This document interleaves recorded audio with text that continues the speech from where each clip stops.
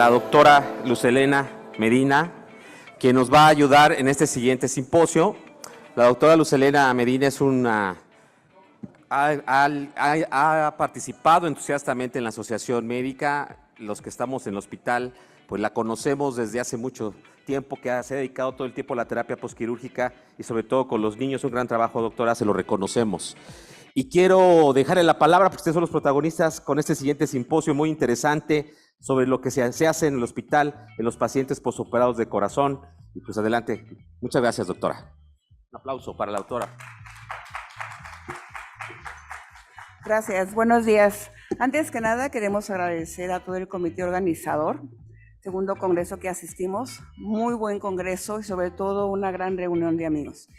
Sin pasar a otro comentario, quiero decirles que tenemos al frente a un gran grupo de médicos de la terapia intensiva. La terapia intensiva es un lugar donde interactúan todas las unidades de cada unidad hospitalaria. Nutrición, incluyendo rehabilitación cardíaca, ¿sí? Últimamente nos han apoyado bastante. De tal forma que en la terapia intensiva vamos a hablar de dos temas hoy. Es muy amplio y sobre todo vamos a hablar de dos temas y que también me lleva de la mano con lo anterior. Es un estado metabólico crónico y una enfermedad del corazón, que todos confluyen en un estado crítico. Vamos a hablar de la cetoacidosis euglucémica, para lo cual tenemos al experto, que es el doctor Abraham Rangel. Abraham Rangel es cardiólogo clínico. Él se formó como médico general en Cuba y en la UNAM sacó sus especialidades de cardiología clínica, su alta especialidad de eco y actualmente pues la maestría en alta dirección. En segundo lugar, vamos a hablar de un tema complejo, muy amplio, pero que tenemos también al experto, que es el doctor Ángel Domínguez. El doctor Ángel Domínguez es pediatra, cardiólogo pediatra formado en el Instituto Ignacio Chávez y actualmente es adscrito a la unidad de terapia intensiva. Cursa el Fellow de Cuidados Críticos Cardiovasculares Pediátricos. De tal forma que estos dos temas, que son muy amplios, van a ser resumidos en forma abstracta, pero muy concluyentes de alguna manera. Temas que la gran mayoría nos ponen obviamente en alerta y sobre todo nos ponen a tener esa motivación de investigar. Por último, el doctor Arriaga ampliamente conocido, también es parte del equipo de terapia intensiva y él es médico cardiólogo también de la UNAM y de nuestra querida unidad hospitalaria. Bueno, sin pasar a gastar mayor tiempo en este sentido, vamos a darle la palabra al doctor Abraham Rangel, que es el que nos va a hablar de la cetoacidosis euglucémica, la dapaglifosina y los cuidados críticos cardiovasculares.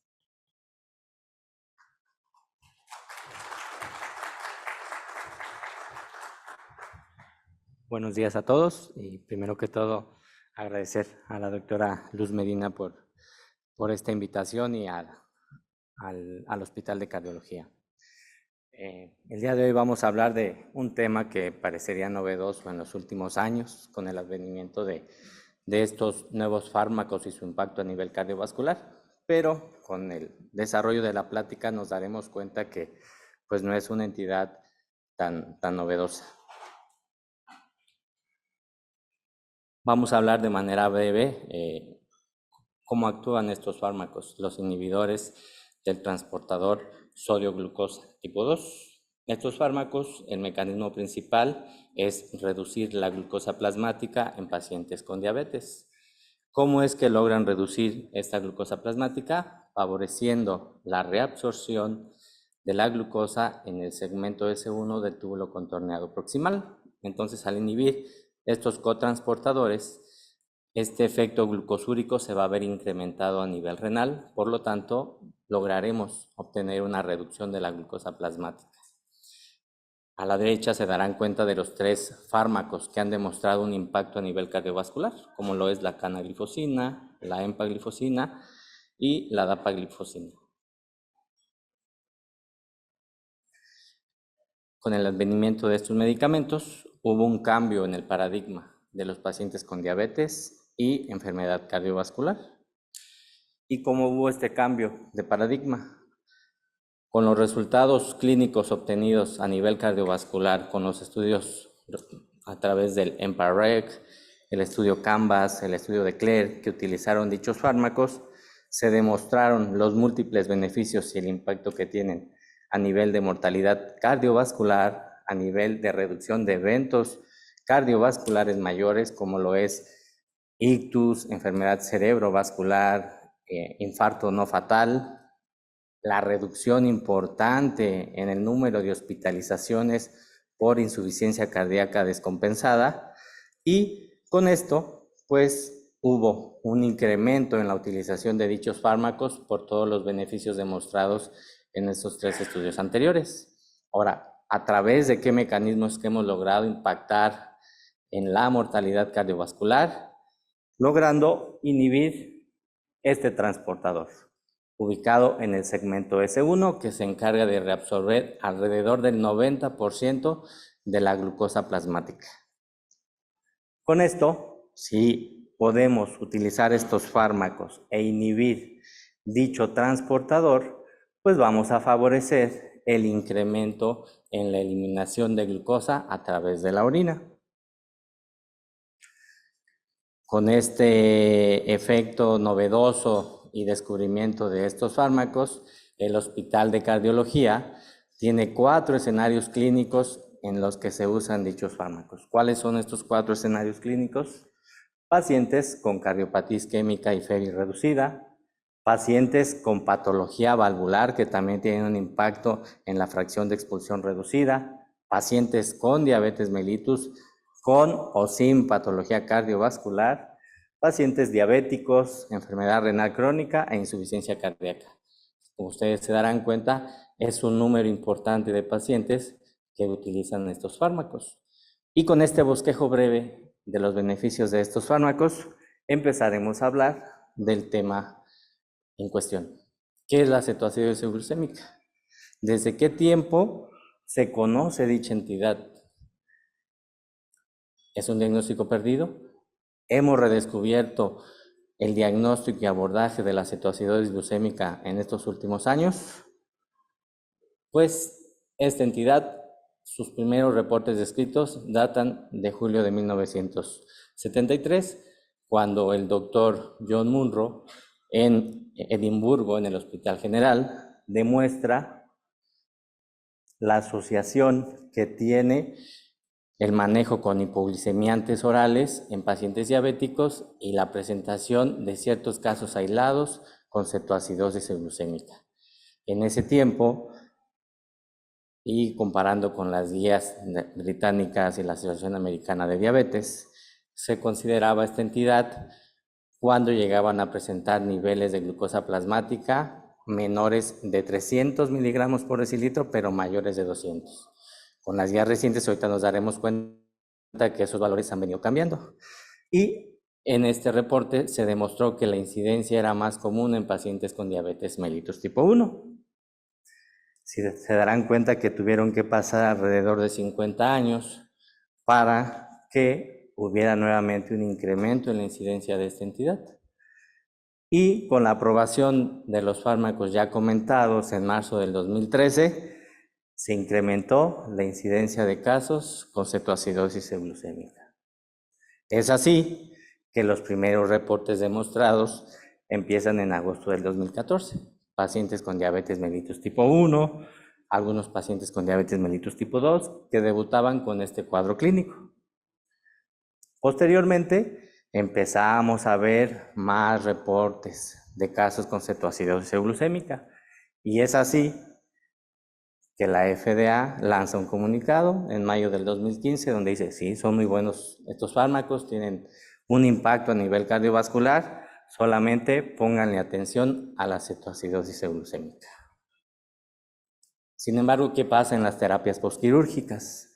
Nos fuimos dando cuenta que también había un incremento en los pacientes posoperados de cirugía cardíaca, pacientes operados de problemas gastrointestinales, problemas urológicos, y entonces, ¿cómo ha desarrollado esta incidencia de estos fármacos? ¿Qué conocemos actualmente? Con el estudio publicado en el New England, en donde se utilizó la empagliflozin en pacientes con diabetes mellitus tipo 2, se logró demostrar que hay una incidencia del 0.1%. Posteriormente, la dapaglifosina demuestra lo mismo, la incidencia es baja, principalmente la podemos observar en pacientes con diabetes mellitus tipo 1. Ahora, ¿cómo podemos definir la cetoacidosis euglucémica? En este artículo publicado por la doctora Julia en enero del 2023, las guías británicas de diabetes y la Asociación Americana de Diabetes llegan al consenso que hay que tener en cuenta estos 5 criterios. Primeramente, los niveles de glucosa debajo de 250 miligramos. De repente las guías británicas y la ADA no se llegan a poner de acuerdo. Las guías británicas dicen glucosa menor de 200 y la ADA glucosa menor de 250 miligramos. Un pH por debajo de 7.3. Bicarbonato sérico menor de 18 miliequivalentes. Cetonas plasmáticas, principalmente el beta-hidroxibutirato, mayor de 3 milimol. Y una acidosis metabólica con un anion gap elevado. Ahora, no debemos olvidar que siempre tenemos que diferenciar también la cetoacidosis euglucémica de la cetoacidosis diabética. Tienen el mismo comportamiento, la única diferencia va a ser que la cetoacidosis diabética va a tener niveles de glucosa plasmática arriba de 250 miligramos por decilitro. ¿Cuál es la etiopatogenia? ¿Cuáles son los factores predisponentes que nos lleva a desarrollar esta entidad? En este artículo describe de manera breve todo lo que puede condicionar a un paciente presentar esta entidad. ¿Y cuáles son? Mujeres embarazadas, en las que hay un déficit relativo en la secreción de insulina por las células beta del páncreas, disminución en la ingesta calórica, las famosas dietas keto, pacientes con ayuno prolongado que serán sometidos a algún procedimiento quirúrgico, otras causas como lo es la pancreatitis, la sepsis, el consumo de alcohol, la intoxicación por cocaína, la distrofia muscular de Duchenne, pacientes con hepatopatía crónica y común, pacientes con sepsis, pacientes sometidos a cirugía, ya mencionado, gastrointestinal, urológica, cardíaca. Todo esto condicionado por un distrés que tiene que ver con las hormonas contrarreguladoras, la ingesta de alcohol, lo que nos interesa, síndromes coronarios agudos, eventos cerebrovasculares van a condicionar que un paciente pueda desarrollar esta patología, el trauma y la actividad física prolongada. Ahora, ¿cuál es la fisiopatología? De manera breve, en esta imagen nos daremos cuenta que con el efecto o el mecanismo de acción de estos fármacos, vamos a lograr reducir la glucosa plasmática. ¿Y cómo es que vamos a lograr reducir esta glucosa plasmática? A la derecha, por la función que van a tener a nivel renal, incrementando la eliminación de glucosa a través de la orina, disminuyendo la reabsorción de sodio, favoreciendo con eso de manera indirecta también una reabsorción de cuerpos cetónicos, con el incremento de ellos a nivel plasmático y condicionando la cetosis. Por otro lado, estos fármacos también van a condicionar un desbalance entre la concentración de insulina y la secreción de glucagón a través de las células alfa del páncreas. ¿Qué va a generar esto? Que haya mayor concentración de glucagón con un déficit de insulina, que va a predisponer a incremento en la lipólisis, mayor liberación de ácidos grasos que van a favorecer la cetogénesis y con ello mayor producción de glucosa a nivel hepático que puede condicionar cetoacidosis diabética, pero por el efecto a nivel renal, esta eliminación va a estar incrementada y los niveles de glucosa van a estar generalmente debajo de 250 miligramos por decilitro. Más adelante hablaré del estrés que condicionan las hormonas contrarreguladoras, principalmente en nuestra terapia. ¿Cuál es el cuadro clínico?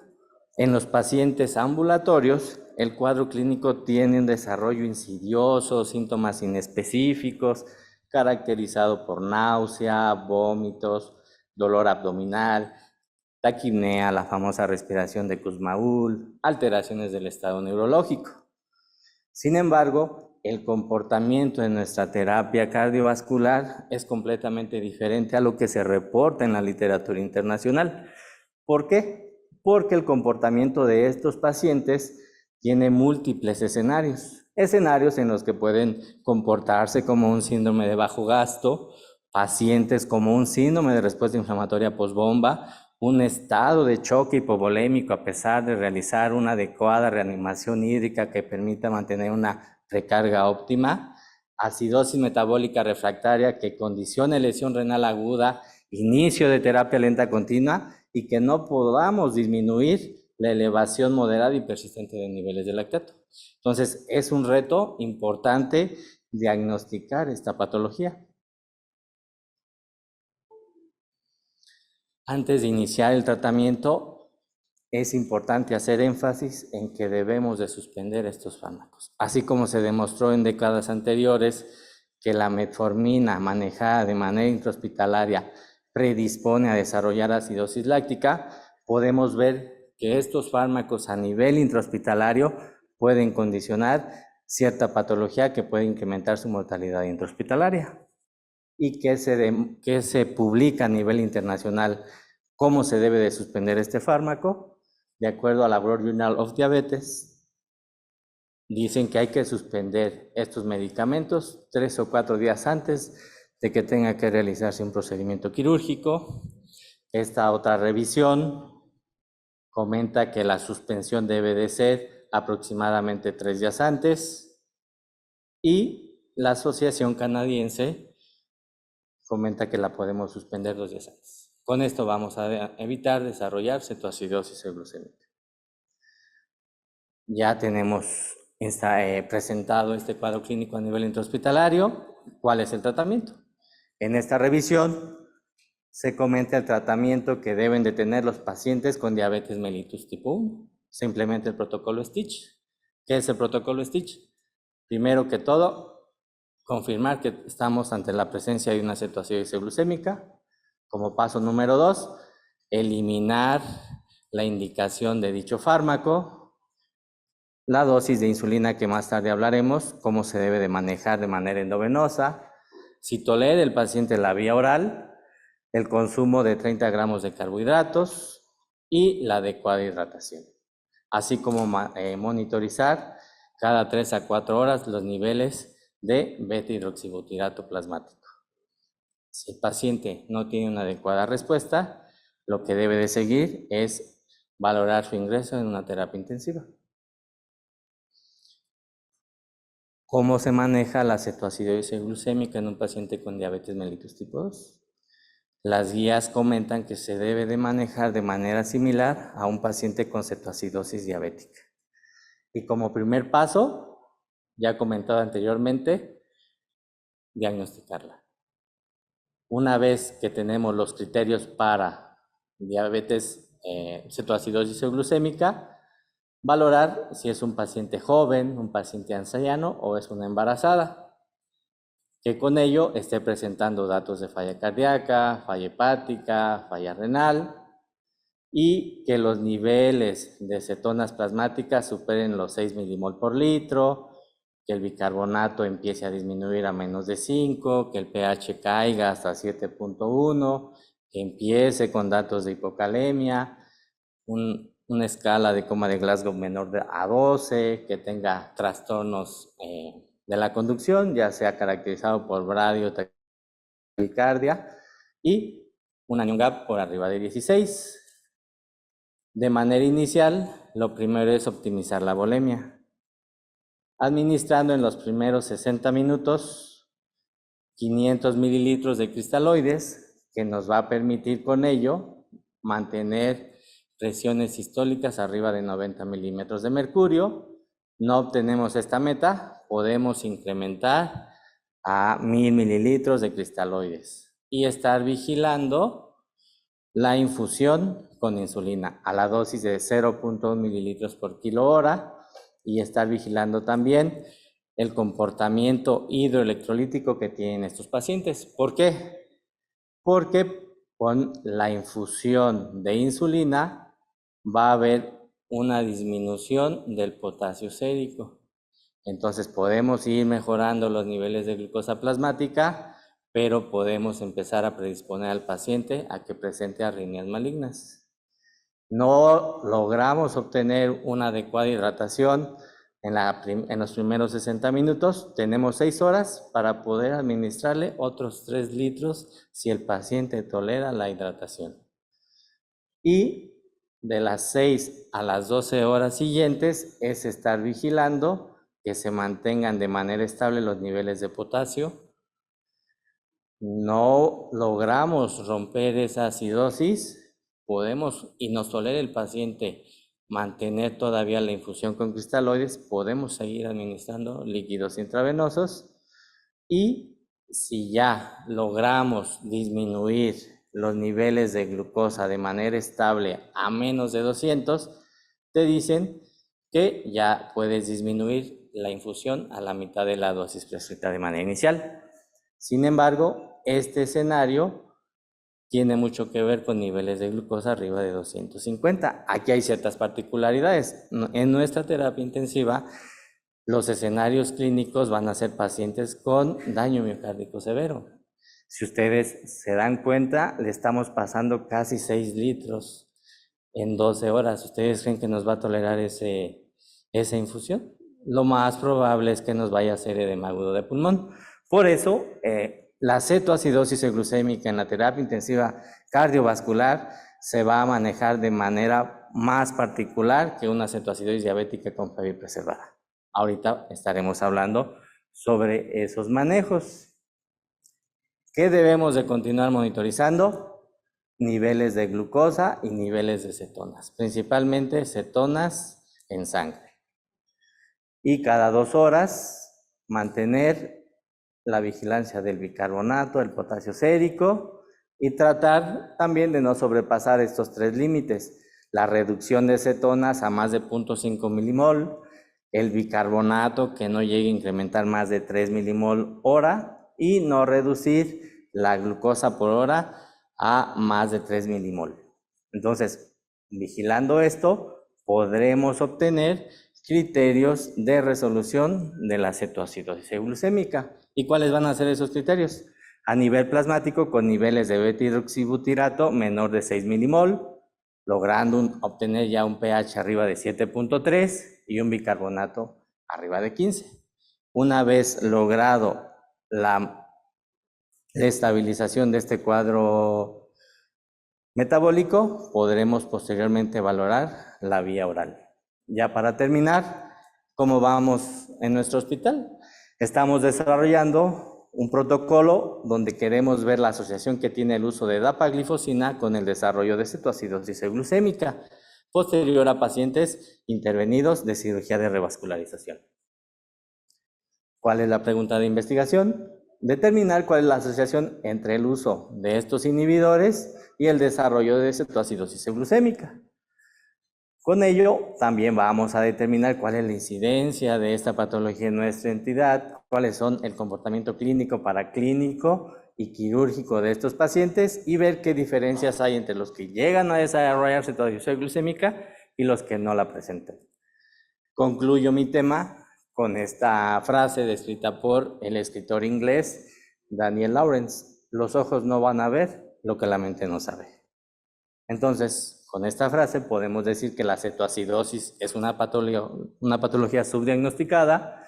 Desafortunadamente, el diagnóstico es tardío, que va a condicionar en los pacientes de nuestra terapia incremento en la morbimortalidad, mayor riesgo de sepsis, lesión renal aguda, falla hepática, incremento en los días de estancia intrahospitalaria, que va a generar más costos, y esperamos que haya un incremento en la incidencia por las comorbilidades de la población mexicana. Son seguros estos fármacos hasta cierto punto, pero no debemos de olvidar que existe el riesgo de desarrollar cetoacidosis glucémica. Muchas gracias.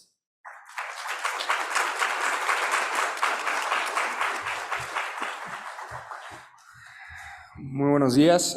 Por motivos de tiempo, las preguntas respecto al tema de la cetoacidosis euglucémica las vamos a dejar al final y los dejo en este momento con el doctor Ángel Domínguez, el cual nos va a hablar de la cirugía de 1,5 en la patología de Ebstein.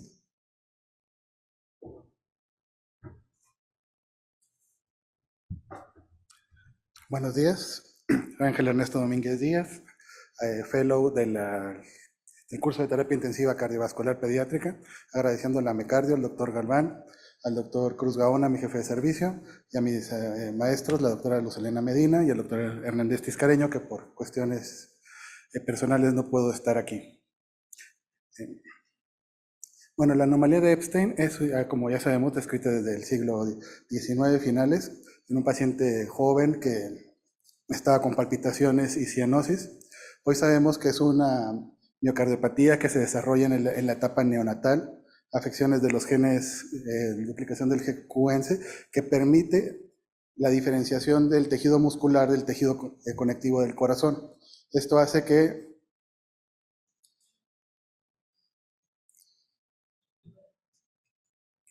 el desarrollo de la válvula tricúspide no sea el adecuado y presente esta falla en la delaminación, que se adhiera a toda la válvula tricúspide y nos haga atrialización del ventrículo derecho, y esto sería el ventrículo derecho funcional. Esto sería la insuficiencia tricúspidea. Además, vean cómo se nos comprime todo el ventrículo izquierdo, esta interdependencia ventricular. Y aquí vemos un eje 2 cámaras por resonancia magnética. Vemos aquí el punto de cierre de la tricúspide con la insuficiencia tricúspidea severa.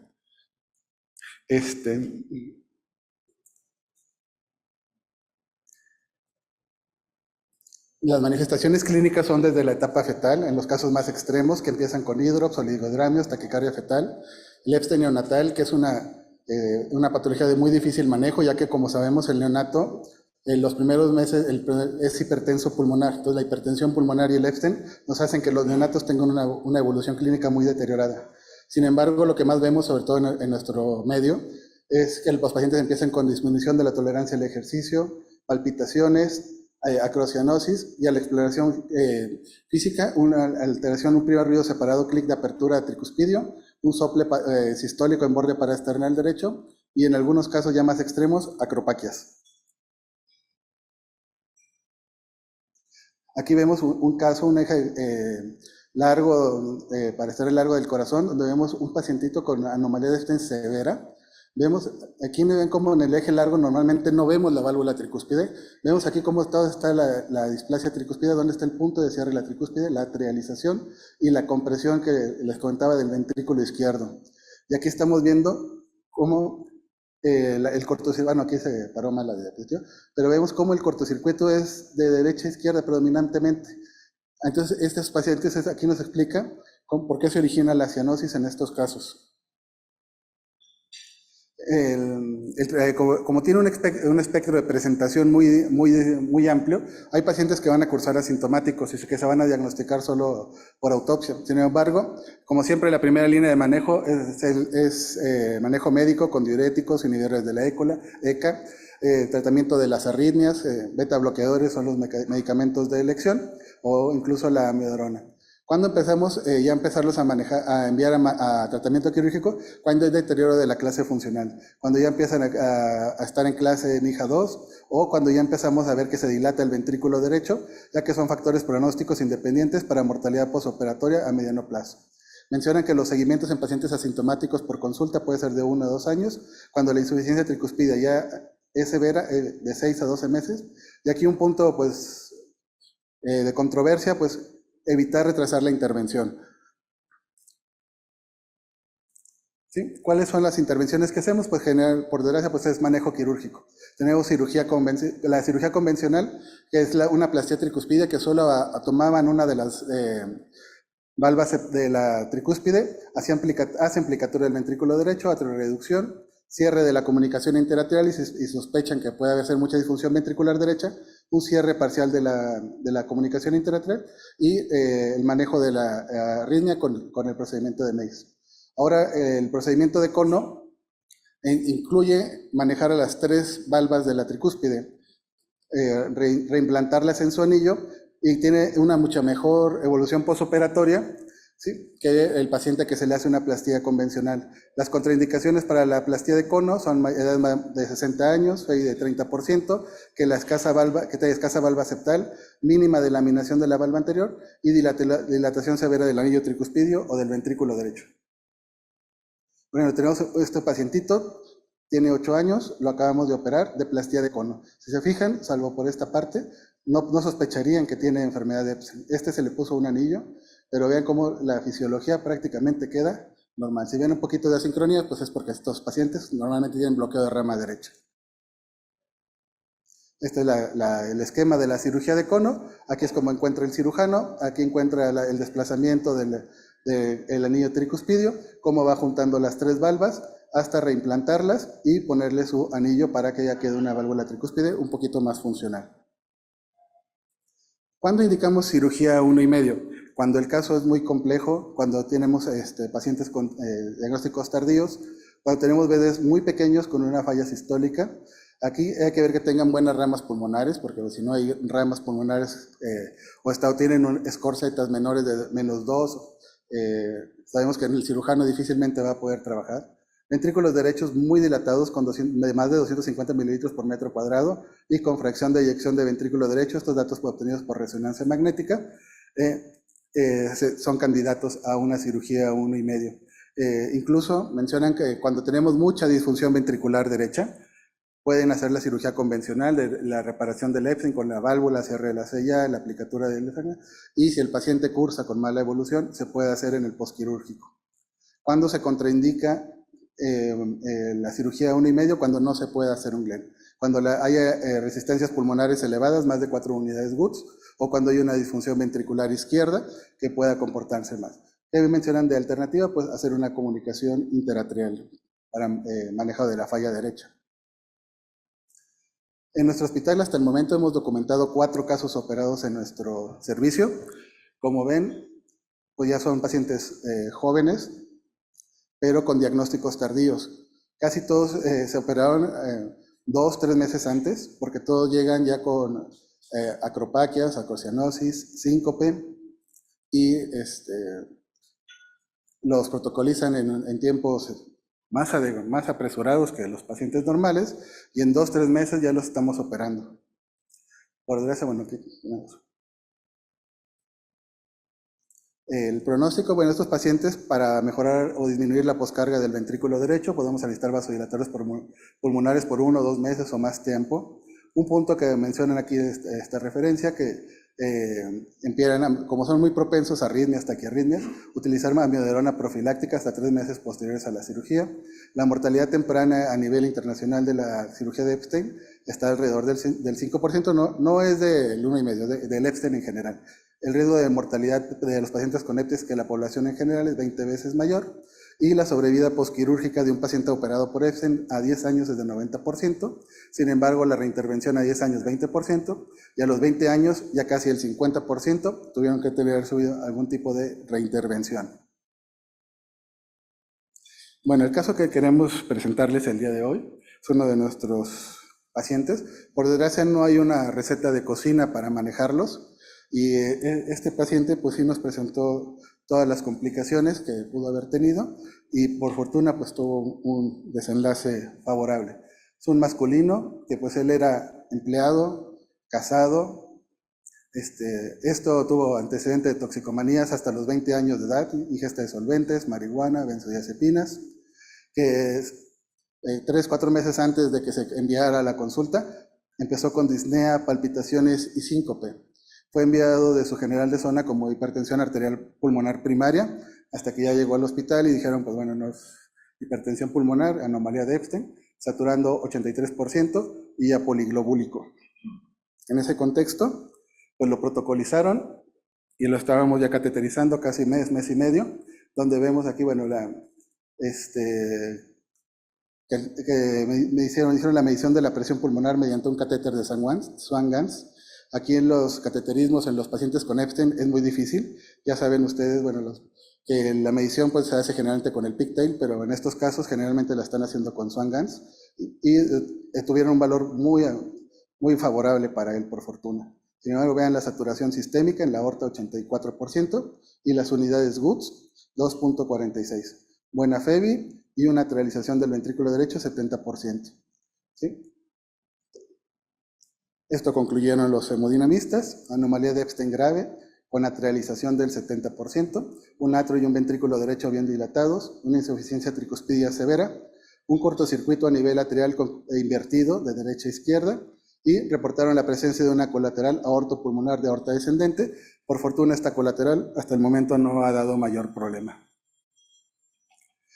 Lo operamos el día 15 de agosto del 2019. Estos fueron los hallazgos transoperatorios: cardiomegalia grado 2, un atrio derecho de 8 por 8 centímetros, con las válvulas posterior y septal displásicas adosadas al endocardio, anillo tricuspidio de 4.5 centímetros con valvas no coaptantes, BD atrializado en 60%, una comunicación interatrial fenestrada de 2 por 1 centímetros, la vena cava superior de 1.5 centímetros, con una muy buena relación con la rama derecha de 1.3 centímetros, y lo que realizó el cirujano, la corrección ventricular tipo 1,5 con reducción de atrio derecho, el implante valvular tricuspidio mecánico, St. número 33, cierre directo de la sella, Glenn bidireccional con ampliación de la rama derecha con parche autólogo, y le colocó el marcapasos sutureless.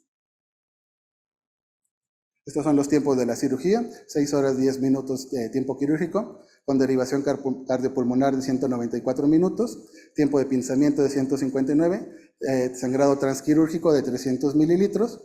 Estos son los valores de hemoglobina 16 y hematocrito 49 después de la derivación cardiopulmonar con lactato de 2.9. Nos lo envían solo con milrinona y norepinefrina con ventilación mecánica. En las primeras horas posoperatorias... Para que nos entiendan, el servicio de imagenología, la doctora Marmolejo, tuvo la amabilidad de realizarnos estas reconstrucciones de la tomografía. Aquí estamos viendo cómo la vena cava superior fue separada del atrio derecho y conectada a la rama derecha de la arteria pulmonar. Esta es la cirugía de Glenn. Y aquí, bueno, no pudimos tomar mejor el corte. Se insinúa el implante de la válvula tricuspidia. Entonces esto fue lo que nos hizo el cirujano. Aquí lo vemos en un corte lateral, la vena cava superior llega a la rama derecha de la arteria pulmonar y aquí vemos el implante valvular tricuspidio. ¿Sí? Esto con el fin de que si el paciente cursara con disfunción ventricular derecha, el flujo de los pulmones pues estuviera parcialmente asegurado a través del Glenn y la sangre llegara así a través de rama derecha, circulación pulmonar y retorno al atrio izquierdo y ventrículo izquierdo en un intento de mantener el gasto sistémico. En la evolución, en las primeras horas posoperatorias, requerimos doble manejo inotrópico con dobutamina, milrinona. Hubo necesidad de agregar ya doble manejo vasopresor, norepinefrina y vasopresina. El paciente ingresó con flóter atrial con frecuencia de hasta 150 latidos por minuto. Hubo necesidad de iniciar infusión de amiodarona y después empezó con hiperglucemias que ameritaron infusión de insulina por aproximadamente 36 horas. Los parámetros de ventilador: volumen tidal de 380 mililitros, PEP de 5 y una FIO2 al 40%. Estos eran los laboratorios de ingreso, de los más significativos: glucosa 223, creatinina 1.1, urea 38, BUN 14, hemoglobina 18, hematocrito 55 y las plaquetas de 91.000. Sin embargo, el paciente tiene una muy mala evolución. A las 48 horas, el paciente después de esto empezó todavía con fiebre, requirió mayor manejo inotrópico con levocimendal, continuar con la vasopresina, norepinefrina, la amiodarona. En forma empírica, por el choque séptico, se inició meropenem, vancomicina, y empieza con oliguria y elevación de azoados. Al cuarto día, los seguimientos ecocardiográficos que se hacen ahí mismo en la terapia posquirúrgica, hay una sospecha de derrame pericárdico posterior con compromiso hemodinámico. Se convence a los cirujanos, lo pasan a ventana pericárdica, sin embargo no documentan nada. No reportan que había 10 mililitros de líquido pericárdico, que no nos explicaban el por qué el tal deterioro. Al quinto día, siguió con incremento de la creatinina hasta 6.5, un volumen urinario de 24 horas de 50 mililitros, elevación del BUN hasta 120, las plaquetas de 31.000, y decidimos iniciar, se clasificó como una lesión renal aguda AKIN3 y se inició la terapia de soporte con Prisma.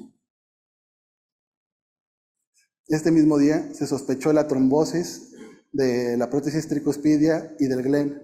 Por ese motivo decidieron llevarlo a tomografía, donde nos hicieron esta reconstrucción, donde aquí estamos viendo que el GLEN, aquí se ve muy bien, la vena cava superior, la rama derecha, la cirugía de GLEN, que está ahí sin defectos de llenado, y el anillo tricuspide. Hay que recordar que, bueno, que los estudios ecocardiográficos en terapia intensiva pues, son extremadamente complicados por los parches, heridas, malas ventanas, etc. Sin embargo, lo que sí corroboraron fue, si ustedes ven, aquí el cierre de la válvula tricúspide no es el adecuado. Hicieron mediciones de los ángulos de apertura de la válvula tricúspide y dijeron que sí había un daño. Pues aquí se ve evidente que sí había un daño de la válvula tricúspide, sin embargo, no supieron atribuirlo o no lo dieron por un trombo. No, el paciente siguió con manejo médico, no se pasó a cirugía por este motivo. Aquí vemos el GLEN, en otros cortes sí lo vemos normalmente, vemos cómo está permeable, sin defectos de llenado. Al séptimo día empezó a mejorar la curva térmica, ya no la teníamos 24 horas de febril. Hasta este día pudimos iniciar la vía enteral y ya nada más teníamos un vasoconstrictor. Suspendimos sedación y se pudo extubar en forma programada. Sin embargo, nomás estuvo 24 horas extubado porque nuevamente presentó fiebre, nuevamente otros datos de sepsis y decidió iniciar fluconazol y levofloxacino aunado al esquema que ya tenía. Fracaso de extubación porque hizo un derrame pleural izquierdo y necesitamos meterlo a ventilador, pero con parámetros un poquito ya más elevados, un volumen tidal de 460, PEP de 5 y una FiO2 de 60%. Por fortuna, bueno, lo único que se pudo continuar fue la dieta polimérica y aquí todavía teníamos la terapia lenta continua. 2 días después empieza a mejorar la función renal, presenta amicción con apoyo de diurético, se retira la terapia lenta continua, se extuba y por este día, por 48 horas, estuvo sin aminas. Pudo completar su tratamiento antibiótico, hay días que se apoyaba con aminas, hay días que no lo necesitaba, completó su primer esquema antimicrobiano, continuó con fluconazol y levofloxacino y se decidió instalar el marcapaso ya definitivo porque empezó con datos de bloqueo atrioventricular. Suspendieron la terapia lenta continua y lo ingresaron al hospital, pero no en tan buenas condiciones, con una creatinina de 9. ¿Qué pasó? Pues que en piso hace nuevamente fiebre, aumenta la creatinina, reingresa otra vez a la terapia postquirúrgica para la terapia lenta continua, que por fortuna, bueno, se le colocó un filtro nada más, y ahora sí, antes de subirlo, decidimos colocar un catéter de diálisis para peritoneal. Lo ingresamos a hospitalización al día 26 posoperatorio.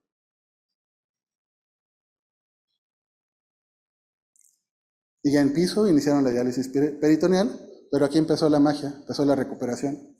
Sin diuréticos, el paciente empezó a mejorar volúmenes urinarios y mejorar las pruebas de función renal. Terminó su esquema antimicrobiano, lograron obtener niveles de anticoagulación oral. Un día antes de su egreso, le quitaron el catéter peritoneal y lo mandan al domicilio solo con warfarina.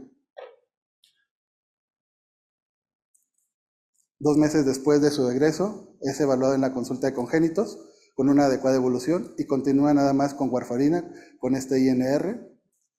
Estuvo en seguimiento tanto aquí como en su general de zona, hasta que nos lo enviaron a la clínica de marcapasos en septiembre del 22. Quizá es un tiempo relativamente pronto, si consideran que el marcapaso inicial se puso en el 19, ya para que el 22 presente agotamiento del generador, porque pues el paciente está al 100% de su dependencia. Por desgracia, pues somos marcapasos epicárdicos, tuvo que pasar a cirugía por minitoracotomía y lo tuvimos en terapia otra vez por 48 horas. En diciembre del 22, su último ecocardiograma, se reporta válvula tricúspide normofuncionante, permeable, el paciente con una vida prácticamente normal, su placa pre y postoperatoria. ¿Y qué conclusiones? Bueno, primero, la anomalía de Epstein debe ser individualizado el tratamiento. Desde quienes van a permanecer en observación sin fármacos hasta quienes van a recibir un tratamiento quirúrgico. La cirugía 1,5 se ofrece en casos con una mala anatomía y alto riesgo de falla ventricular derecha, antes de que consideremos otras fallas, otros tipos de tratamientos quirúrgicos más agresivos, como llevarlo a una fisiología de Fontan, un trasplante cardíaco o ya de plano, tratamientos paliativos. En el caso particular, pues vemos cómo el manejo, pues ahora sí fue a estar respondiendo a lo que el paciente, inicialmente choque cardiogénico, luego se nos agregó el choque mixto, el manejo de las arritmias, luego el manejo del bloqueo, dos eventos de ventilación mecánica, una falla de la extubación por un derrame pleural izquierdo que no habíamos documentado adecuadamente, la insuficiencia renal, que por las horas que estuve expuesto por el bajo gasto, 2 eventos de terapia lenta continua, fueron 3 a 4 filtros de lo que necesitamos. Aquí, bueno, la necesidad de diálisis peritoneal por corto tiempo. En cuanto a lo infeccioso, pues sí fueron empleos de antimicrobianos de muy amplio espectro, por 28 días de meropenem, 14 días de vancomicina, levofloxacina y fluconazol, y no tuvimos nunca ningún aislamiento bacteriológico ni fúngico. Hematológico, pues bueno, múltiples transfusiones, tanto de plaquetas, paquetes lobulares, y en la terapia, bueno, nosotros tuvimos muchos problemas para alcanzar niveles óptimos de anticoagulación, se nos sobrecoagulaba, no alcanzamos niveles óptimos de INR. En lo digestivo, en sí en realidad el paciente nunca tuvo una contraindicación, pero bueno, si lo extubas, pues lo dejas en ayuno, que si lo operan, que por eso fue el fallo en la alimentación.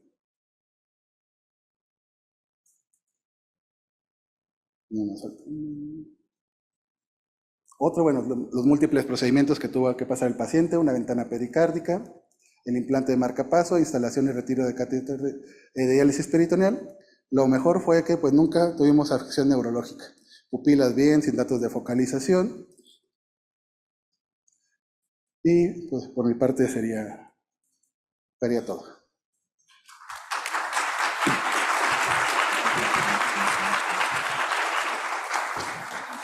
Listo, pues muchas gracias al doctor Rangel, al doctor Domínguez por sus ponencias, 2 temas bastante interesantes, para nada infrecuentes en nuestra unidad.